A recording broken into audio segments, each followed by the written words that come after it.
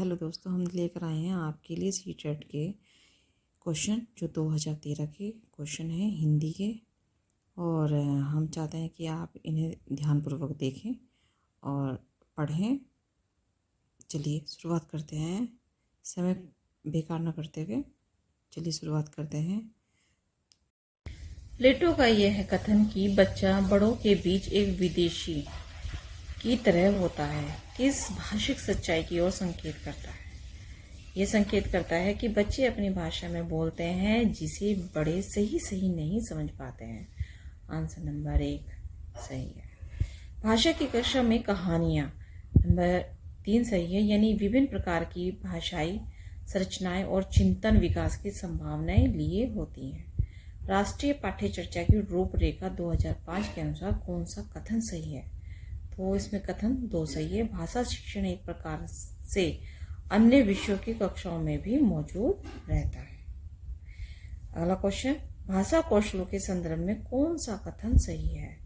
तो क्वेश्चन भाषा कौशलों के संदर्भ में कौन सा कथन सही है? ये है कथन 4, सभी कौशल एक दूसरे के साथ अंत संबंधित होते हैं।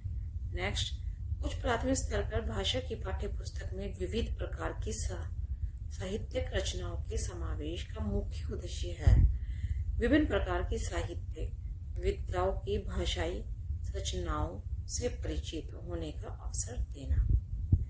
भाई, जब उन्हें विभिन्न प्रकार की साहित्य विधाओं की जो भाषाएं जो रचनाओं से जो हम परिचय कराने के अवसर देंगे तो वो तभी जो है उच्च प्राथमिक स्तर पर भाषा की पाठ्य पुस्तक में विविध प्रकार की साहित्य रचनाओं के समावेश का मुख्य उद्देश्य कहलाता है।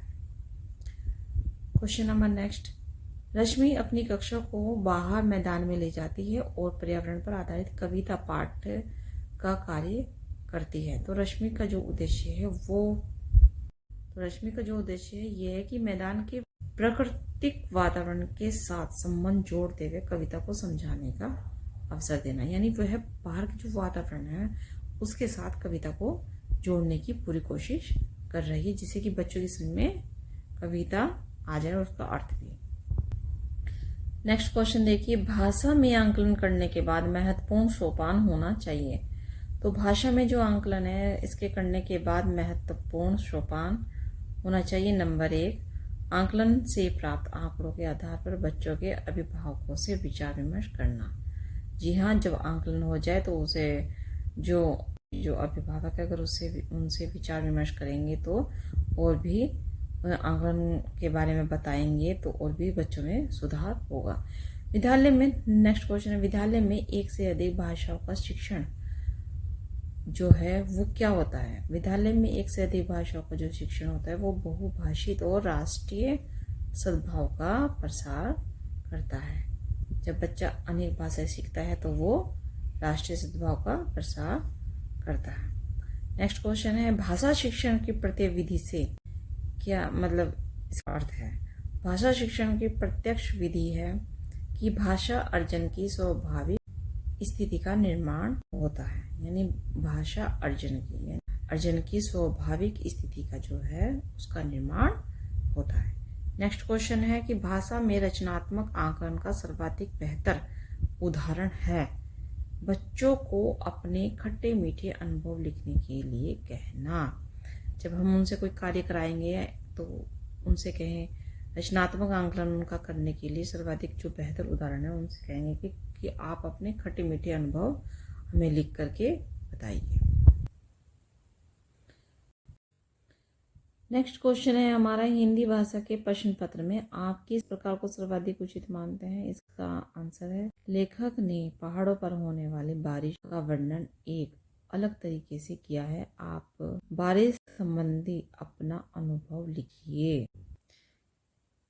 चमस्की के अनुसार डैश के कारण बच्चे भाषा सीखते हैं, यानी किसके कारण सीखते हैं?